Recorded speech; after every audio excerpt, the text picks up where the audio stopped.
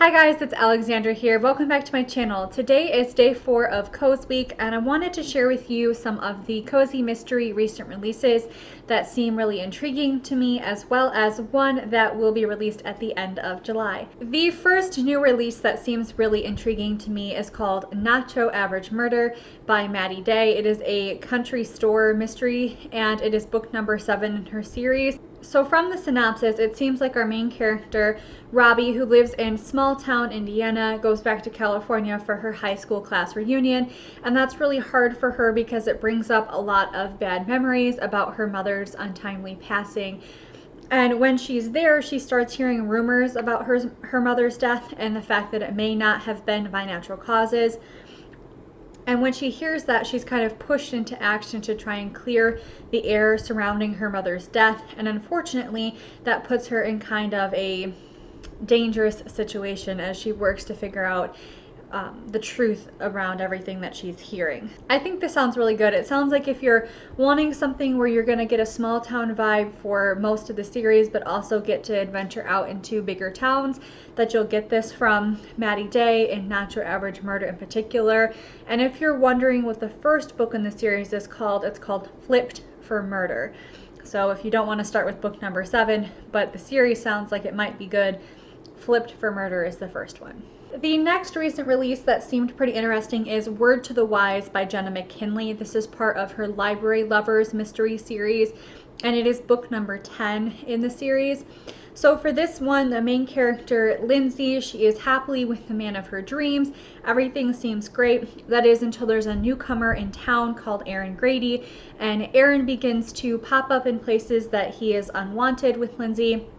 And he begins to make inappropriate late night visits to her house that she does not want. And all of a sudden, Grady is found dead outside of the library that Lindsay works at. Then, of course, the guy that Lindsay is dating becomes the prime suspect because they think that, he was jealous and wanted to get Aaron out of the way. Lindsay is then forced into clearing her boyfriend's name and has to find the real killer.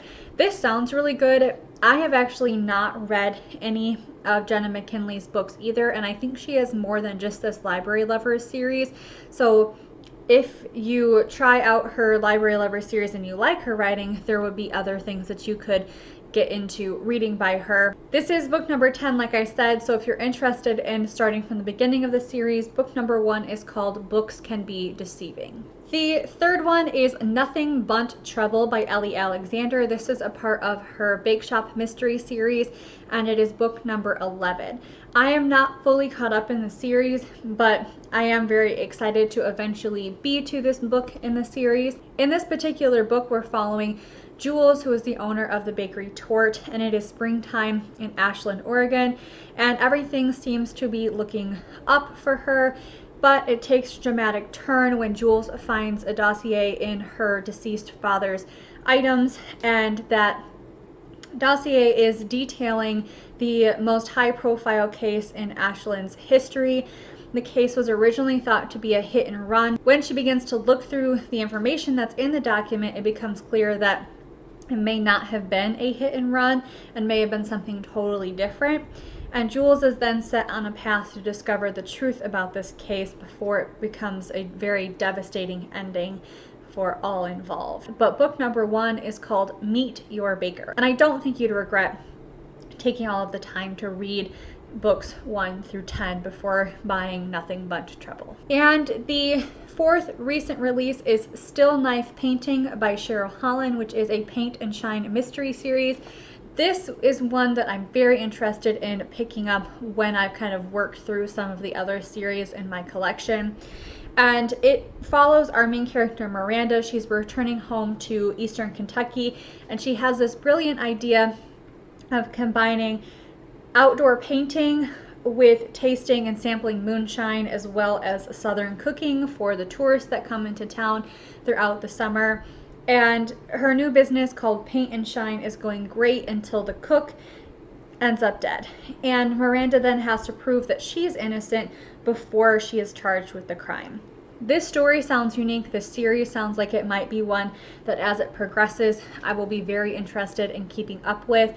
I don't know, I like the fact that it's set in Eastern Kentucky, that we're combining art and cooking and all of that kind of stuff, so it's got lots of different interest woven into it.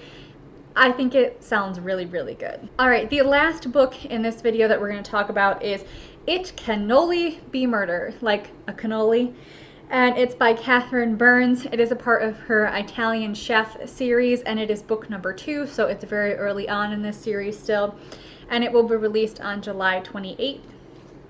So I'm going to sort of read more closely my notes on this one, but it just sounds really fun. And it says, it's 6 months after Tessa Esposito's husband passed away, and she's looking to move forward, and the next good step would be trying to drum up reservations for the opening night of her restaurant. When the opportunity to cater a book signing at her cousin's bookstore arises, it seems like the perfect opportunity to get word out about her fantastic food.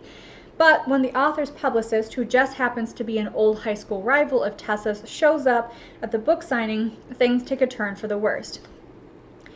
A fight breaks out during the event, and when the crowd clears, it becomes obvious that there's bad blood in town. When the publicist is found dead on the bookstore floor with one of Tessa's cannolis laying next to her, Tessa must clear both her and her cousin's names. That just sounds really fun. It is book number 2 in the series. I forgot to look up the name of book number 1. I will find it and put it at the bottom of the screen for you guys right now, but this would be a really easy one to catch up with. And Still Knife Painting is the first book in a new series, so those are great for those of us who maybe don't want to have to go back and catch up too much right now. But if you are looking for series that have lots of books already and you can kind of binge read through them and dive headfirst into those worlds, the other books that I've mentioned today would be great for that. I would love for you guys to tell me some cozy mystery series that you are enjoying right now.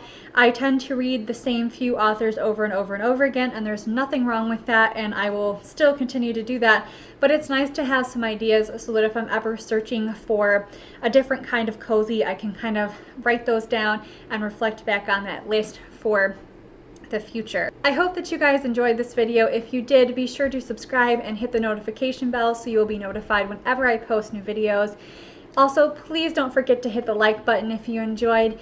Thank you guys so much for watching. Have a great day. Stay safe, stay healthy, and I will talk to you next time. Bye.